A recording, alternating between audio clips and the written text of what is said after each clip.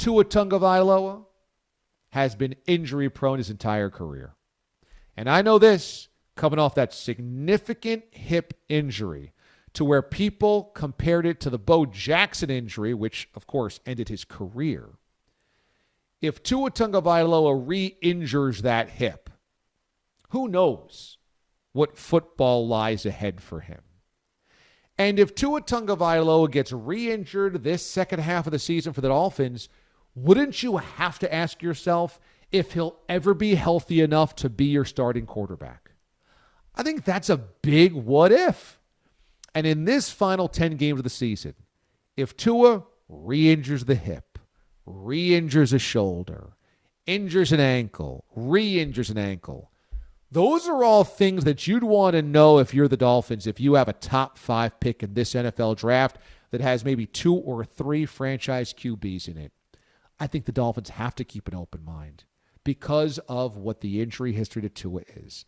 Now, it's a little murkier if Tua stays healthy, plays the rest of the season, but just kind of doesn't play well. Do you just simply chalk that up to rookie jitters, inexperience, or do you worry that maybe he doesn't have it? Because here's the thing. Herbert and Burrow proved that they had it from week 2. We saw it. It was obvious. It is overwhelmingly obvious those two guys have what it takes.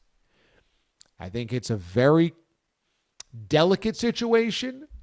And of course, if you're the Dolphins, you cannot publicly admit this. You can't say this is an audition. No, you have to make Tua Tagovailoa feel as though this is his franchise, this is his team, this is his roster, this is his future. You have to say that. But behind the scenes, privately, yeah, this has got to be an evaluation. Because, man, okay, best case scenario, you have the number 2 pick in the draft or the number 1 pick in the draft, and Tua is lights out, and you get to trade that pick. That's best case. You end up with number 1 or number 2, and you have your quarterback. You trade that away for multiple 1s and multiple 2s. You keep stockpiling all those picks. You've got your quarterback, and you let somebody else sweep in to go get Trevor Lawrence or Justin Fields.